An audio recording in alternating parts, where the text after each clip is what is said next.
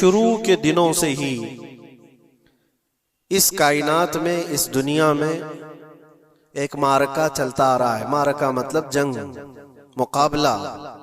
वो किस चीज का है? इकबाल कहता है सतीजा कार रहा है अजल से ता इमरोज। शुरू से लेके आज तक एक मुकाबला चलता आ रहा है। वो मुकाबला किसका है? शरारे बू लहबी से चरागे मुस्तफवी का। मुस्तफ़ा करीम सल्लल्लाहु अलैहि वसल्लम की चिराग की रोशनी का मुकाबला अबू लहब की शरारतों के साथ। तो एक तो ये कि इस्तिआरा है।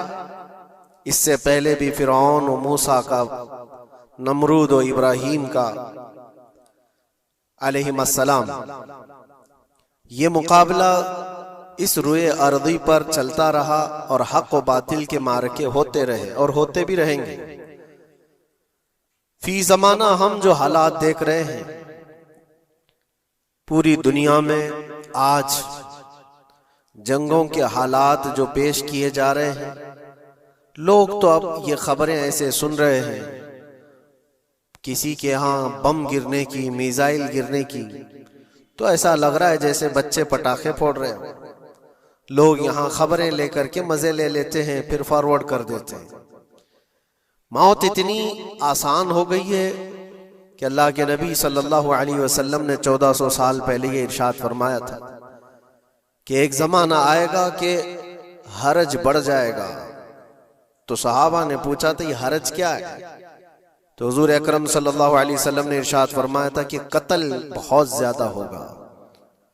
एक दूसरे का कत्ल इतना ज्यादा होने लगेगा कि लोग उसकी परवाह भी नहीं करते। आज मुझे आज बताओ, दुनिया पूरी बहुत सारे इश्यूज पर बैठकें कर रही है, ग्लोबल वार्मिंग पे है, दुनिया में इन्वायरमेंट की चेंजिंग पर, मौसम का तापमान बढ़ रहा है, इस पर मीटिंगें हो रही हैं, बड़ी बड़ी तंजीमें बैठती हैं। ये ढकोसला है ये दुनिया का, ये मगरिबी दुनिया, वेस्टर्न कंट्रीज का दिखावा है। ये एनिमल लवर्स को भी बाहर लेकर के आते हैं, उनको बहुत ज्यादा कवरेज दिया जाता है। ये कुत्ते से प्यार करने वाला है, ये मुर्गी से प्यार करने वाला है। जालिमों, 40,000 नहीं 50,000 लोगों को फिलिस्तीन में तुमने ना हक मार दिया, उस पर कोई बैठक नहीं करते। मौत इतनी आसान है इंसानों की। जंग जिससे है, मुकाबला जिससे है, तुम्हारा आपस में बराबर की ताकत का मुकाबला हो तो समझ में आए कि एक दूसरे की फौजों से मुकाबला है। इधर की फौज भी मर रही, उधर की फौज भी मर रही है, लेकिन निहत्ते बच्चों का क्या कसूर? बल्कि वो गोद में आए हुए अभी जिन्होंने शऊर की आंखें भी नहीं खोली, दूध पीते बच्चों के जो कत्ल हुए हैं। तारीख में आपने पढ़ा होगा फिरौन ने 12,000 बच्चों का कत्ल किया था, सिर्फ इस गुमान से कि उसने ख्वाब देखा था बनी इसराइल में एक बच्चा पैदा होगा जो उसकी सल्तनत को हिलाक कर देगा। ख्वाब की वजह से काहिनों ने उसको बताया था, उसने ख्वाब ये देखा था कि आसमान से एक तारा टूटकर उसकी गोद में गिरा और आग लग गई। तो नजूमियों ने उसकी ताबीर ये बताई थी कि बनी इसराइल में एक बच्चा पैदा होगा जो तेरी सल्तनत को हिलाक कर देगा। उस डर से बनी इसराइल में जो भी बच्चा पैदा होता उसको कत्ल करता था। उसने तकरीबन 12,000 बच्चों को कत्ल कर दिया था, इस डर से कि वो बच्चा तो ना पैदा हो जाए जो मेरी सल्तनत को हिलाक करने वाला है। और वो मूसा अलैहिस्सलाम थे, पैदा भी हुए और फिरौन के घर में ही पले। अल्लाह का निजाम है। लेकिन मैं यहां इसलिए बता रहा हूं, फिरौन जुल्म में पूरी दुनिया में मशहूर है। वो औरतों को भी जालिम इस तरह से मारा है कि जिसकी तारीख में मिसाल नहीं मिलती। लेकिन मैंने अपनी जिंदगी में देखा, आज के जमाने में इजराइल नाम से एक नाजायज हुकूमत पर काबिज शख्स ने 12,000 नहीं 50,000 लोगों को साल भर में कत्ल कर दिया। ये तारीख का भयानक चेहरा है। आज लोग इसको हल्के में ले रहे होंगे, न्यूज वाले एक तरफा रिपोर्ट करते हैं क्योंकि इनको इनके बाप दादाओं से डर है, जहां की खाते हैं वहां की गाते हैं। लेकिन बाद को ये सच्चाइयां जनरेशन में मुंतकिल होती रहेंगी। कभी तो आएगा कोई इंसाफ की नजर रखने वाला। और इंसानियत का कत्ल कितना बड़ा कत्ल है। एक शहर के 50,000 लोगों को कत्ल कर देना, और ऐसे कि वहां की इमारतें पूरे राख के मलबे में चली गई। सदियां लग जाती एक शहर को बसने में, एक घर को बनाने में आदमी की अपनी जिंदगी गुजर जाती है। क्या क्या अरमानों से घर बनाते हैं, लेकिन एक पल में किसी का घर उजाड़ दिया, उसके सामने तड़पते हुए उसके बाप की लाश हो, मां की लाश हो। वो तस्वीरें क्या आपने नहीं देखी कि एक बाप छोटी सी बेटी को लेकर के दौड़ रहा है, तो उसका बेटा अलग पैर और हाथ जले हुए बम से तड़प रहा है। वो किसके दर्द को देखे। यहां तक कि मैंने देखा कि बेटी को बाप ये नसीहत कर रहा है, थोड़ा और सब्र कर ले बेटा, शहादत मिलने वाली है। कौन करता है मौत से पहले अपने बच्चे को इतनी तलकीन कर दे। हालात ऐसे। दूसरे एक कि वहां पर खाने पीने की ऐड कोई जा नहीं सकती, उस पर पाबंदी। दवाइयां ना जाए, उस पर पाबंदी। दुनिया का कोई कानून इस चीज को जायज ठहराता है? मुझे बताओ, आतंकवाद का राग अलापने वाले इन बातों को क्या कहेंगे? इंसानियत अगर कहीं है तो उसका तस्वुर तो करो। किसी के फंडामेंटल राइट्स होते हैं, बेसिक राइट्स होते हैं, खाना पीना, ये उसका इंसानी हक है। दुश्मनी तुमसे जिनकी है उनके साथ मुकाबला करो, आम शहरियों के साथ नहीं। मुखबिर सादिक रसूल अकरम सल्लल्लाहु तआला अलैहि वसल्लम की तालीमात देखो। जिहाद को लेकर जो प्रोपेगेंडा तुम फैलाते हो, और हर चीज को जिहाद का लफ्ज दे करके एक ऐसा नैरेटिव क्रिएट करते हो कि लोगों के दिमाग में एक प्रोपेगेंडा फैल जाए। आओ मैं तुम्हें सुनाता हूँ, रसूल पाक सल्लल्लाहु तआला अलैहि वसल्लम जब सहाबा जिहाद में जाते तो उनको किन बातों की तलकीन करते थे। सबसे पहले मुजाहिदीन सहाबा से कहते, जिस जगह तुम जा रहे हो मुकाबला तुम्हारा जिनके साथ है उन्हीं से मुकाबला करना। जो तुम्हारे खिलाफ तलवार उठाए उसके खिलाफ तुम तलवार उठाओ, और रास्तों पर बैठे हुए बूढ़ों को हाथ ना लगाना, किसी औरत के साथ छेड़छाड़ ना हो, हामला औरतें अगर कैद में आ जाएं तो उन्हें छोड़ देना। ये हुजूर पाक सल्लल्लाहु अलैहि वसल्लम की तालीमात है। हत्ता के रसूल करीम सल्लल्लाहु अलैहि वसल्लम ने फरमाया, जिस शहर में तुम्हारा गलबा हो जाए, तुम गालिब आ गए वहां की फौज पर, तो वहां के रहने वालों के बच्चों को ना जुल्म करना, उनको ना पकड़ना। फिर तालीमात में ये है, वो चाहे जिस मजहब के भी लोग हैं उनके माबदों को, उनकी इबादत गाहों को खत्म नहीं करना, उनकी इबादत गाहों को तोड़ फोड़ ना करना जिस शहर में तुम जा रहे हो। यहां तक कि हुजूर अकरम सल्लल्लाहु अलैहि वसल्लम की तालीमात तो देखो, हुजूर ये तक फरमाते थे मुजाहिदीन सहाबा को कि जिस शहर में तुम जा रहे हो वहां के दरख्तों के पत्ते भी ना उखाड़ना, दरख्तों को भी ना नुकसान पहुंचाना। जंगी तालीमात को आज कोई नजर में नहीं रखता है। दुनिया कहती है कि जंग के दौरान भी कुछ उसूल होते हैं, लेकिन कोई उसूल नहीं। हमने देखा है जिसकी ताकत है उसका बोलबाला है। ये दुनिया उनके खिलाफ कभी कोई बात नहीं करती। आज से तकरीबन 20 साल पहले भी इराक की क्या हालत थी आपने देखा होगा। एक झूठे प्रोपेगेंडे की वजह से पूरे इराक को तबाह किया गया, आज तक वो संभल नहीं पाया।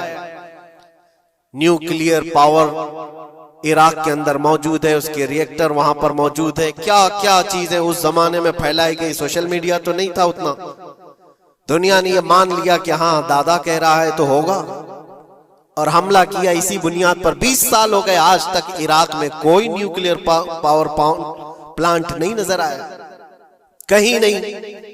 एक झूठे प्रोपेगेंडे की वजह से वहां के कितने लाख लोगों को बेघर होना पड़ा है पता है।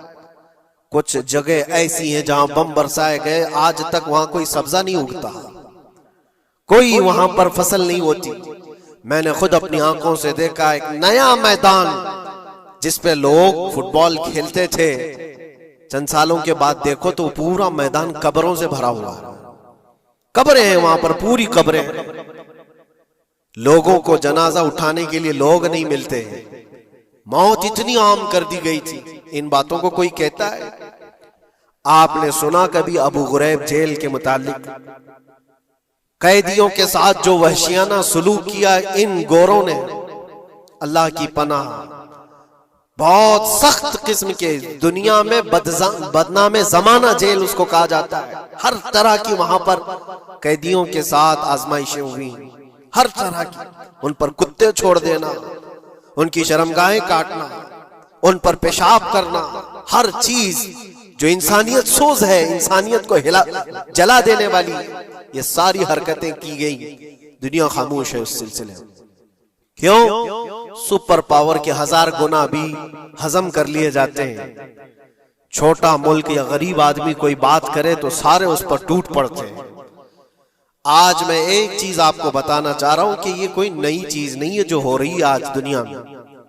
ये फैलने वाली है और कयामत के करीब हम आ चुके हैं। हो सकता है दुनिया पूरी जंगों के लपेट में हो, जो रसूल पाक सल्लल्लाहु अलैहि वसल्लम ने इरशाद फरमाया, कत्ल इतना बढ़ जाएगा कि 100 लोग हों तो 99 मर जाएंगे, एक बच जाएगा। कत्ल इतना बढ़ जाएगा, ये जंग की आग हो सकता है आसपास सब फैल जाए, जिसकी वजह से इस वबा में, इस बला में सब मुलविस होने लग जाएंगे। और एक बात ये भी याद रखो, चाहे जैसी भी हुकूमत हो, तारीख पूरी उठा करके देखना, जुल्म के बाद जो गुरूर और तकब्बुर में आकर फिरौन बनने की कोशिश करता है, उसका अंजाम अल्लाह ताला बहुत भयानक फरमाता है, बहुत भयानक अंजाम होता है। अब के जालिम भी अपने अंजाम के बहुत करीब आ चुके। इन्होंने जुल्म इतना किया है, वो बच्चों की आहें, वो औरतों की चीखें क्या बारगाह रब्बुल इज्जत में ना पहुंची होंगी? रब तबारक व तआला खुद फरमाता है, सयअलमुल्लज़ीना ज़लमू अय्य मुनक़लबिन यनक़लिबून, अनक़रीब जालिम ये देख लेंगे कि किस पलटी में अल्लाह ताला उन्हें गिराने वाला है। जो जाल वो अपने दुश्मनों के लिए बुनते हैं, अल्लाह ताला उसी जाल में उनको फंसाता है। आज देखना आप, तारीख की सच्चाइयां आपको इस बात का जवाब देंगी। जालिम ये समझता है कि मैं खुदा के बराबर हो चुका, मुझे कोई भी हिलाक नहीं कर सकता। अल्लाह ताला फरमाता है, इन्नमा तकुनु युद्रिकुमुल मौत वलौ कुंतुम फी बुरूजिम मुशय्यदा, तुम मजबूत किले में क्यों ना बैठे हो, मौत तुम्हारे पास आकर पकड़ लेगी। और रब तबारक व तआला के लिए कोई चीज नामुमकिन है। लोग आज हवा बनाते हैं कि एयर डिफेंस सिस्टम इतना बड़ा है, कोई कुछ नहीं कर सकता। एक छोटे से पिद्दे से एक नाजायज कंट्री को महफूज दिखाने के लिए दुनिया पता नहीं क्या क्या बातें वायरल करती है। इजराइल के पास आयरन डोम है, एयर डिफेंस सिस्टम इतने बड़े हैं, कोई नहीं आ सकता। वो खुदा है? कोई खुदा है? लेकिन दुनिया आज देख रही है, बहुत सारी चीजों को देख रही है। मुझे यहां पर किसी के सिलसिले में नहीं कहना, लेकिन एक बात कहना है कि नशा में चूर, घमंड में चूर जो बंदा होता है, अल्लाह ताला कभी उसको मच्छर से भी हिलाक करता है। बहुत बड़ी ताकत का इससे मुकाबला होना जरूरी नहीं। तुम्हारे पास होगा बहुत बड़ा सिस्टम, लेकिन रब तबारक व तआला जब इंतकाम ले ले तो फिर तुम्हारे लिए बहुत बड़ी ताकतों की जरूरत नहीं। आप हमें तारीख बताओ, इराक में नमरूद एक जमाने में इस तरह की हरकत किया था कि उसने बहुत बड़ी इमारत बनाई थी, और उसके मुताबिक बात ये थी कि वो 1000 लोगों से तन्हा लड़ सकता था, इतनी उसकी ताकत थी। शेर से खुद मुकाबला करता था, कभी डरता नहीं था। नमरूद की ताकत मशहूर थी उस जमाने में, और सारे लोग उसकी ताकत का लोहा मानते थे, हत्ता कि वो कभी अपनी जिंदगी में बीमार नहीं हुआ था। आदमी जब बीमार नहीं होता तो उसका गुरूर बढ़ जाता है, सोचता है मुझे कुछ हो नहीं सकता। नमरूद ने उसके बाद ये देखा, सारी दुनिया मेरे कब्जे में है, ताकत और दौलत के जखीरे सब उसके पास से, लेकिन एक चीज नहीं थी, मौत। मौत पर कंट्रोल। इसको कैसे किया जाए कंट्रोल? यानी मरने से बच तो नहीं पाएगा, ये कंट्रोलिंग पावर भी हमारे पास होना चाहिए। उसने एक बहुत बड़ी इमारत बनाई, कहा कि खुदा आसमानों में होता है, हम इतनी बड़ी इमारत बनाएंगे कि उन इमारतों पर चढ़कर खुदा को ललकारेंगे, आजा मैं मुकाबला करता हूं। और मुकाबला करके मैं खुदा को गिरा दूंगा किसी भी तरह से। अगर मुझसे ना हो सके तो पूरी फौज को तैयार करूंगा। खुदा से लड़ाई लड़ करके एक बार वो मौत और हयात का पावर अपने हाथ में ले लेंगे, फिर हमको जब तक चाहे जीना है। कहां की खाम ख्याली, लेकिन उसने बनाया, पूरी दुनिया भर से लोगों को जमा किया, सबकी जुबान एक बनाया, सबकी करेंसी एक बनाया, सारी उस पूरी दुनिया के लोग उसकी फौज में, सबको ये बावर कराना शुरू किया कि हमारी लड़ाई है दुनिया से नहीं, हमारी लड़ाई क्रिएटर से, खालिक से। हम उससे पावर छीन लेंगे एक बार और फिर अपने हाथ में मौत और हयात का कंट्रोल रखेंगे। जिसको जितनी लंबी उम्र चाहिए मैं दूंगा, जिसको जब तक जीना है मैं दूंगा, अजल तक, अजल से लेकर अबद तक। ये सारे ख्यालात उसके थे और उसने जमा किया, इमारत भी बनाया, फौज भी तैयार किया। क्या रब तबारक व तआला ये नहीं देख रहा था? उसकी तैयारी, उसका जमा करना, उसकी इमारत बनाना, बहुत दिनों तक ये सब काम चलता रहा। रब तबारक व तआला किसी से गाफिल नहीं, दिलों में गुजरने वाले हालात से भी बेखबर नहीं, लेकिन बंदे को रब तबारक व तआला ढील देता है। कुरान में रब ताला फरमाता है, वला यहसबन्नल्लज़ीना कफरू अन्नमा नुमली लहुम खैरुल लिअन्फुसिहिम इन्नमा नुमली लहुम लियज़दादू इस्मा। काफिर जो उनको ढील मिली है ये न समझें कि हमने जो उनको छोड़ रखा है उनके लिए बेहतर है, बल्कि इसलिए हम छोड़ रखे कि वो और ज्यादा करें, और ज्यादा करें। लियज़दादू इस्मा वलहुम अज़ाबुम मुहीन, फिर हम जिल्लत वाला अजाब उन्हें देने वाले हैं। ये मत समझ लो कि रब तबारक व तआला इन सब चीजों से बेखबर है। नमरूद इतना सब करता रहा, अल्लाह ने उसको छोड़ रखा। बना ले, लंबी इमारत बना, फौज भी बना ले, सारी चीजें बना लिया, मुकाबले के लिए उसने दिन भी तय कर लिया। उसके बाद उसको खुदा से लड़ाई लड़नी थी, कहां खुदा तक पहुंचने की बात। लेकिन बंदा जब गुरूर और तकब्बुर में आता है तो वहां तक भी सोचता है, उसे मौत पर कंट्रोल हासिल करना था, बस ये एक चीज थी। फिर जब वो दिन आया, किताबों में मिलता है अल्लाह तबारक व तआला ने फरिश्ते, उसकी जो तादाद है उसका किसी को इल्म नहीं। बारिश के जितने कतरात गिरते हैं ना, एक एक फरिश्ता बूंद लाकर रखता है। अब आप अंदाजा कर सकते हैं फरिश्तों की तादाद कितनी हो सकती। उसमें जो बड़े फरिश्ते हैं वो जिब्राइल, मीकाईल, इसराफील और इज़राइल अलैहिमुस्सलाम, जो सरदार मलाइका हैं, फरिश्ते हैं, उनके अपने अपने काम हैं, बहुत पावरफुल फरिश्ते हैं। इनकी बात नहीं कर रहा, किसी एक आम फरिश्ते को रब तबारक व तआला ने बुलाया और फरमाया, जाओ जमीन पर हमारे एक बंदे ने हमसे लड़ाई का इरादा कर लिया है। उसकी ताकत और कुव्वत और उसकी जमा शुदा सारी चीजों को देख करके आओ। वो फरिश्ता जमीन पर आया, जिस जगह पर उसने ये सब जमा किया था। फरिश्ता उतरकर सिर्फ अपने पैर हिलाया था, पूरी इमारत भस्म हो गई। कुछ नहीं किया था, उसकी बनाई हुई इमारत भस्म हो गई। जितनी फौज जमा किया था सब कीड़े मकोड़ों की तरह मर गए और सबकी जुबानें मुख्तलिफ हो गई, कोई एक दूसरे को पहचान नहीं पा रहा। ये मिनटों की भी बात नहीं थी, सेकंडों की बात थी। फरिश्ता वापस चला गया, नमरूद का जवाल हो गया, खत्म हो गया। ये तारीख की एक बात है और ये रिवायत हम अपनी किताबों में नहीं रखते, ये रिवायत यहूदियों की किताबों से ही है। यहूदी इस बात को यकीन करते हैं और इसी वजह से इस बात पर वो दोबारा अमल करने के लिए फिर कोशिश में है। न्यू वर्ल्ड ऑर्डर जो कहा जाता है, पूरी दुनिया को इकट्ठा करना, एक करेंसी बनाना, एक लैंग्वेज पर लाना और सबको मिलाकर के एक ताकत हासिल करना, स्पेस पर जाना और फिर वही चीजें दोहरानी जा रही है दुनिया। वही चीज एक दोबारा बार ट्राई करना है, जिसके लिए आपको पता है ये छोटी सी कौम पूरी दुनिया पर कंट्रोल हासिल करने के कैसे कैसे ख्वाब देखती है। अगर आप जाएं, इस्लाम दुश्मनी तो इनकी पुरानी है, लेकिन ये जो 50,000 लोगों का कत्ल है, ये सिर्फ और सिर्फ उनके अपने एक छोटे मकसद के लिए। हो सकता है बहुत सारी बातें, गजा पट्टी एक ही इलाका बचा हुआ है फिलिस्तीन का, बाकी सब तो ये कब्जा कर चुके 1947 के बाद। 48 के बाद छोटा सा हिस्सा जो बाकी गजा पट्टी जिसकी 20 लाख की आबादी, उस इलाके पर इतनी ज्यादा क्यों क्रूरता है? क्यों? बाकी सब जगह पर और भी दीगर जगह पर, यरूशलेम में, वेस्ट बैंक में, कई जगहों पर मुसलमान आबाद हैं। ये गजा के लिए क्यों इस कदर सख्तियां हैं? दुनिया को बताने के लिए तो ये एक आतंकवाद जमात है हमास, जिसका मुकाबला करने के लिए हम ये हमले कर रहे हैं, लेकिन आज तक ये दुनिया को बता नहीं सके कितने हमासियों को कत्ल किया, कितने हमास के लोग पकड़े गए, कितनों को मारा गया। चंद होंगे, लेकिन उसके बदले में जो भारी कीमत चुकाई हो गजा के निहत्थे लोगों ने, 50,000 लोगों का कत्ल, ये तो रिकॉर्ड पे दिख रहा है। बाकी अल्लाह वाला, बाकी कितने हैं जिनकी तादाद मिल ना सकी हो।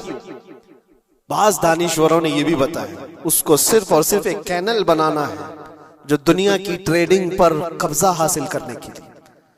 जो सुएज कैनाल है इजिप्ट का, जिससे मेडिटेरेनियन सी से लेकर के गुजरते हैं, 2 समंदरों को जोड़ने के लिए एक कैनल है मिस्र में, इजिप्ट में, जहां से इजिप्ट हर गुजरने वाले जहाज से टैक्स लेता है, हर गुजरने वाले जहाज से एक भारी कीमत लेता है, जिससे ट्रेडिंग पर असर भी रहता है। और जब वो चाय बंद करे, 2 मरतबा उसने बंद भी किया था तारीख में 1950 के बाद। और ये ख्वाब देखता है इजराइल कि हम अपनी ही जगह से एक कैनल बना लें तकरीबन 300 किलोमीटर, जिसके लिए उसको गजा हासिल करना बहुत जरूरी है। ये बाज लोगों की अपनी तहकीक है। तो क्या कोई अपने मफाद का हासिल करने के लिए 50,000 लोगों का कत्ल कर सकता है? दुनिया को यह भयानक चेहरा भी तो मालूम होना चाहिए। अगर उनको कोई रास्ता बनाना है तो उसके लिए इंसानियत का कत्ल करना। मैं आपको एक बात अर्ज किए देता हूं, कुरान पाक ने जो फरमाया वह हक है, 100% हक है। अल्लाह ने फरमाया, मैंने खुतबे के बाद जो आयत पढ़ी, वदुरिबत अलैहिमुज़िल्लतु वल मस्कनत, अल्लाह फरमाता है उन पर जिल्लत और गुर्बत लिख दी गई। किस पर? यहूदियों के मुताबिक। वबाउ बिग़ज़बिन मिन अल्लाह, और अल्लाह के गजब में रहेंगे वो हमेशा। आप सूरह फातिहा में पढ़ते हैं ना, गैरिल मग़दूबि अलैहिम वलद्दालिन। मग़दूब का मतलब क्या है? जिन पर अल्लाह का गजब हुआ, और वो यहूद कौम है। कुरान पाक की मैं आपको बात बता रहा हूं। और अल्लाह ताला फरमाता है वजह क्या है? ज़ालिका बिअन्नहुम कानू यकफुरून बिआयातिल्लाह, वह इसलिए कि अल्लाह की निशानियों को ठुकराते, व यक़्तुलून अन्नबिय्यीन बिग़ैरि हक़, और अल्लाह के नबियों को ना हक कत्ल करते। अब दुनिया को यह अफसोस हो रहा होगा, जैसे मैंने अभी बताया 50,000 लोगों का कत्ल वहां कर दिया, ईरान में घुस गया, शाम में घुस गया, लेबनान में घुस गया, हर जगह मार मार मार और लोगों का कत्ल। मेरे अजीजों, ये तो आम लोगों का कत्ल है, और कुरान ये कहता है ये वो कौम है जो अल्लाह के नबियों को कत्ल करती थी।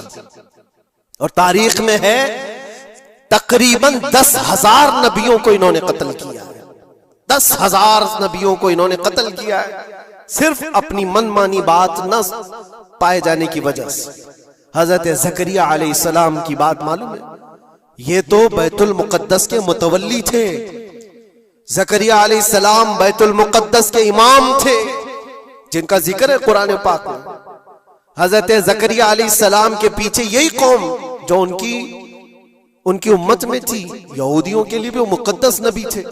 लेकिन इन जालिमों ने हजरत ज़करिया अलैहिस्सलाम को दुश्मनी में रख करके ऐसा कत्ल किया था, अल्लाहु अकबर।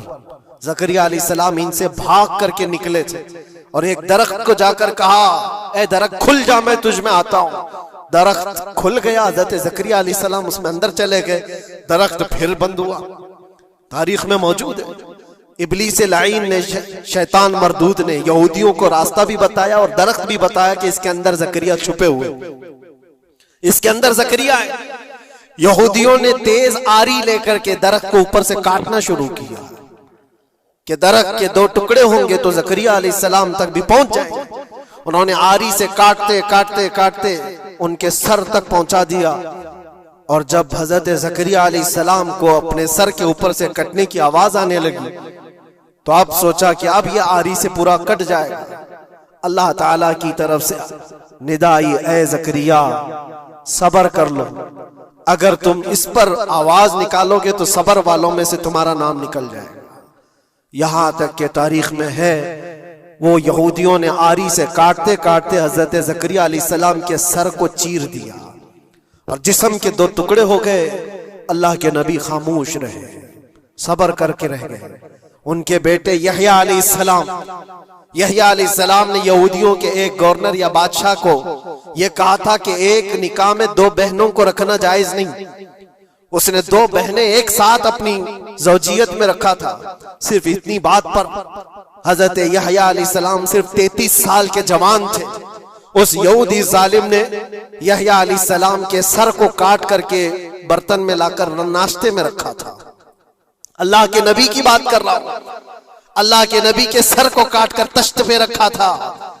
लेकिन तारीख की सच्चाइयां बताती हैं कि वो कटे हुए सर से यहया अलैहिस्सलाम बोलते थे, ए जालिम, अब भी मैं कहता हूं एक निकाह में दो बहनों को रखना हराम है, हराम है। ये अल्लाह के नबियों की जिंदगी में बता रहा हूं जिनके साथ इन्होंने की। ईसा अलैहिस्सलाम, ये पागल ईसाई जो आज उनकी कपड़ों में जाकर बैठे हुए होते हैं, जबकि जिंदगी भर ये लड़ते रहे हैं। कुरान भी कहता है वकालतिल यहूदु लैसतिन नसारा अला शै वकालतिन नसारा लैसतिल यहूदु अला शै। दोनों लड़ते थे। यहूदी कहते ईसाई कोई चीज ही नहीं, ईसाई कहते थे यहूदी कोई चीज ही नहीं। इनकी जंगें इतनी खतरनाक हुई, ये सब लिपापोती करके आज दिखाते हैं कि हम सब एक हैं। बहुत गहरी दुश्मनियां इनके दरमियान थी। ईसाइयत, हजरत ईसा अलैहिस्सलाम को क्या किया गया? जब उन्होंने अपने पैगामात फैलाए तो ईसा अलैहिस्सलाम को भी कत्ल करने का मंसूबा यहूदियों ने बनाया था और पूरे लोग आकर हजरत ईसा अलैहिस्सलाम के घर को घेराव कर लिए। ईसा अलैहिस्सलाम को उस रात अल्लाह ताला ने आसमानों पर उठा लिया और एक यहूदी को अंदर देखने के लिए भेजा था यहूदियों ने कि जाकर देखो ईसा है कि नहीं। तो अल्लाह ताला ने वो आए हुए यहूदी को ईसा अलैहिस्सलाम की शक्ल दे दी, ईसा अलैहिस्सलाम को उठा लिया। यहूदी जो बाहर खड़े मुंतजिर थे, हमारा आदमी अंदर गया है देखने के लिए, मारने के लिए, कत्ल करने के लिए, अभी तक आया नहीं। तो सब के सब अंदर घुस गए। देखा वो आदमी बैठा हुआ है, उसी को पकड़कर लाकर सूली पर चढ़ा दिया ईसा समझ करके। लेकिन इत्तेफाक ये है कि उसको पूरी शक्ल नहीं दी गई थी। आधी शक्ल ईसा अलैहिस्सलाम की थी और आधी उसकी खुद की थी।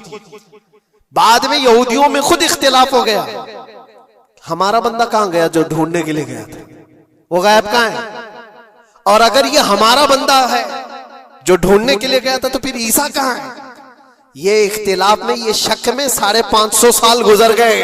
फिर मेरे मुस्तफा सल्लल्लाहु अलैहि वसल्लम तशरीफ लाए और कुरान ने इस बात को वाज़ेह किया, न तुमने ईसा का कत्ल किया, न सूली चढ़ाई है। ईसा अलैहिस्सलाम जिंदा है, अल्लाह ने आसमानों पर उन्हें उठाया।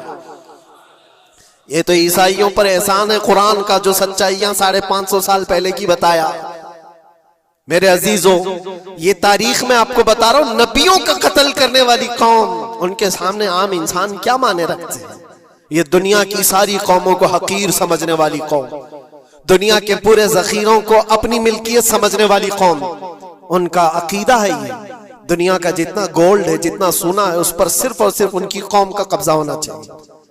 पूरी दुनिया को, आपको पता है मदीने तैयबा में हुजूर पाक सल्लल्लाहु अलैहि वसल्लम की आमद से पहले ये सब के सब मदीने में बसे हुए थे। 550 साल से इंतजार कर रहे थे हुजूर के आने का। दूसरी कौमों को डराते थे, क्यों? उनकी किताब में मौजूद था आखिरी नबी के आने की सारी बातें मौजूद थी। आखिरी नबी आएंगे, उनके मानने वालों का गलबा होगा, वो अपने नूरे नबुव्वत से लोगों के दिलों को पाक करेंगे। उनकी शक्ल भी बताई गई थी तौरात में, उनके आने की जगह भी बताई गई थी। पूरे हिजाज में खजूरों का झुंड एक इलाका होगा जहां ये नबी आएंगे और वो मदीने के अलावा कोई जगह ही नहीं थी। यहूदी ये सब चीजें देखकर हुजूर के आने से 550 साल पहले से इंतजार में थे, वो नबी यही आएंगे, यही आएंगे। और दूसरी कौमों को डराते थे, हमसे मत उलझना, आखिरी नबी आने वाले हैं हमारे, और उस नबी के आने के बाद फिर हम चुन चुन कर तुमसे बदला लेंगे। और जब कभी मुसीबत आती तो अल्लाह से दुआ भी ये करते थे कि अल्लाह, वो आखिरी नबी जो हमारे इलाके में आने वाले हैं, उनके सदके में तू हमारी बलाओं को दूर कर। ये वो कौम है जो हुजूर आखिरुन नबीयीन सल्लल्लाहु अलैहि वसल्लम के इंतजार में वक्त काट रही थी। लेकिन हुआ ये, उनका अकीदा ये था कि आखिरी नबी तो बनी इसराइल में ही पैदा होंगे, हमारे खानदान में पैदा होंगे। इन्होंने ठेका ले रखा है आखिरी नबी कहां पैदा होंगे ये फैसला करेंगे। अल्लाह तबारक व तआला ने आखिरी नबी हमारे आका सल्लल्लाहु अलैहि वसल्लम को बनी इसराइल में नहीं, बनी इस्माइल में पैदा किया। इस्माइल अलैहिस्सलाम के औलाद में पैदा किया। और ये इस्माइल अलैहिस्सलाम के औलाद पूरे अरब में आबाद थी।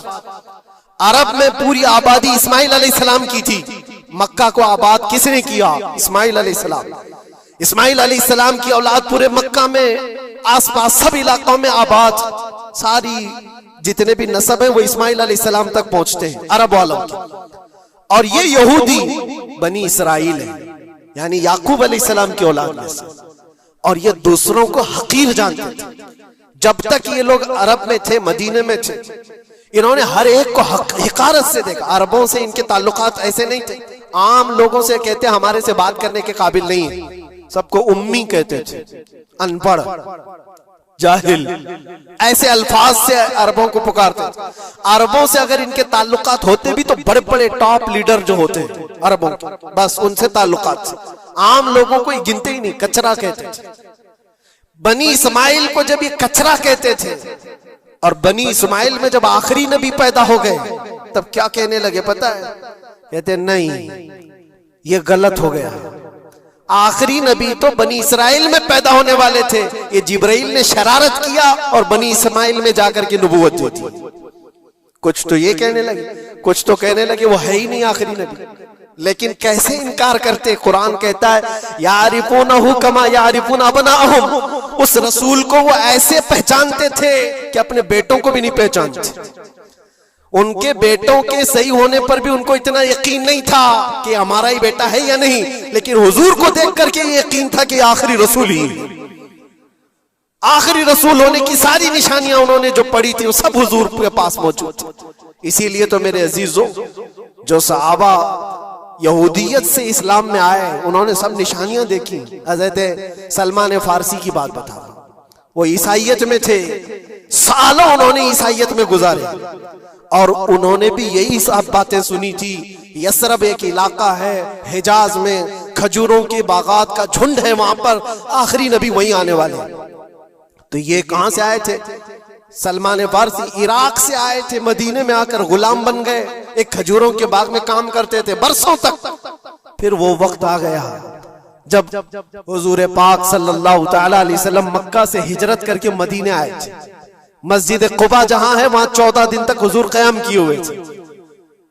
तो वो बागीचे का जो मालिक है, सलमान फारसी का जो मालिक था, उसका भतीजा आकर के खबर देता है, चाचा सुना है एक नई खबर, यसरब में एक शख्स आया है मक्का से, हसीन चेहरा है, गुलाबी रंगत है, बोलता है तो लोग सब उसकी तरफ देखते हैं, और वो कहता है कि मैं अल्लाह का आखिरी रसूल हूं।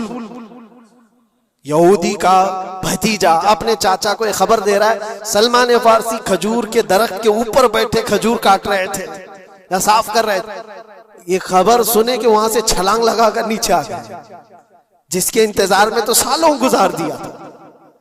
क्या कहा तुमने?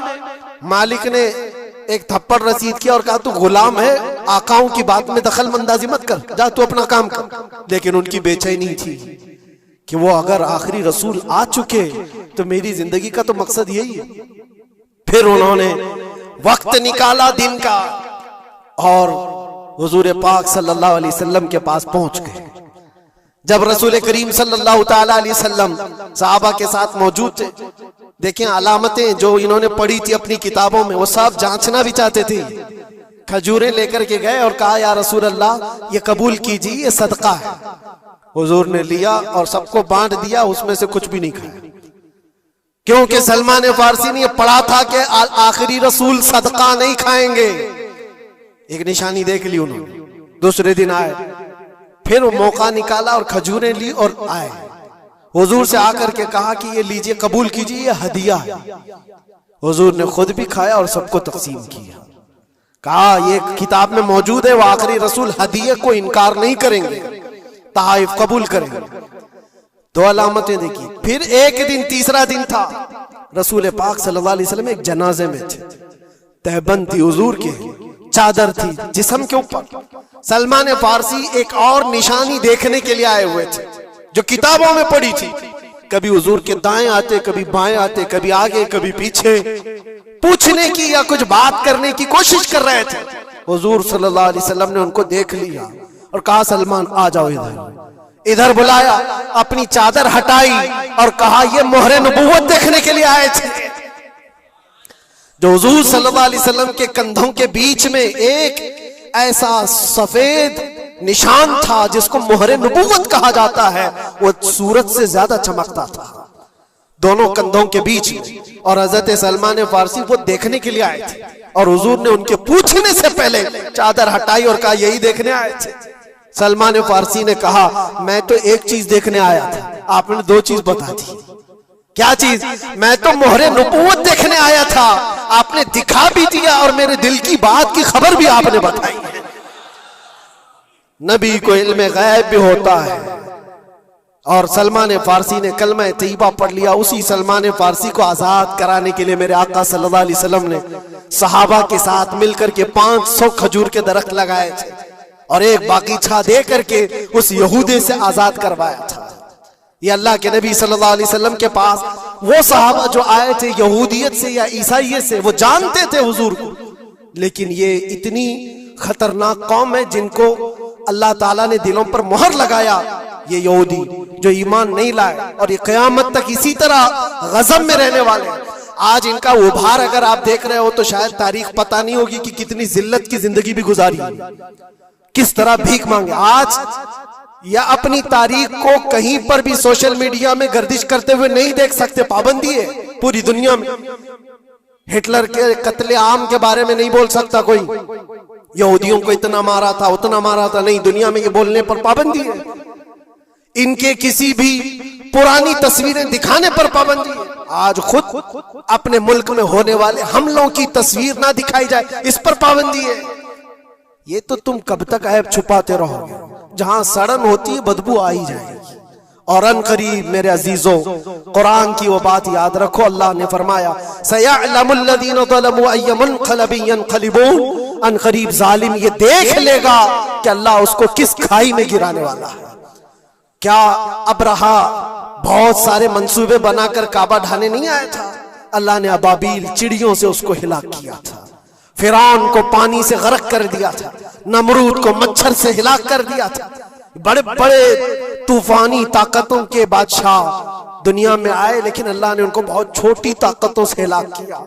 लोग आज ये मुकाबला कंपैरिजन करते हुए बैठे रहते हैं। एक तरफ ईरान है, एक तरफ गजा है, एक तरफ सुपर पावर हुकूमतें हैं। ये सारे कंपैरिजन दुनिया के हो सकते हैं, लेकिन रब तबारक व तआला की बादशाहत और उसकी सल्तनत जब इंतकाम पर आ जाए तो फिर मेरे अजीजों किसी मुल्क की भी जरूरत नहीं, सिर्फ हवाओं से मौला ताला ताकतों को खत्म फरमा देता।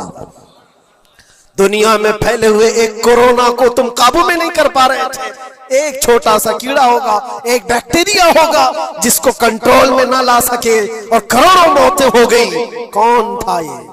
मौतों पर कंट्रोल तुम्हारे पास क्यों नहीं आया? सुपर पावर ताकतें बेबस नहीं थी 2 साल पहले? नहीं देखा आपने? और रब तबारक व तआला जब चाहे तो ये पकड़ जालिमों के साथ फरमाएगा। आज के दौर में दुआएं भी ये करो और अंजाम का इंतजार भी करो। ये तुम्हारा भी इम्तिहान है मेरे अजीजों। जो आग पड़ोस में लगी है उसकी चिंगारियां तुम्हारे घर को भी जला सकती हैं। अपने बुरे आमाल से तौबा करो, अल्लाह के गजब से डरो कि उसकी पकड़ ना आए। अल्लाह तबारक व तआला कहने सुनने से ज्यादा अमल की तौफीक अता फरमाए। और जो नाहक मारे गए बच्चे हैं, मौला ताला उन बच्चों को मारने वाले जालिमों को खतरनाक अंजाम तक पहुंचाए, उन्हें कैफरे किरदार तक पहुंचाए। रब ताला उन्हें अज़ाब अलीम में गिरफ्तार फरमाए। व आखिर दावाना अनिल हम्दुलिल्लाहि रब्बिल आलमीन। अस्सलामु अलैकुम।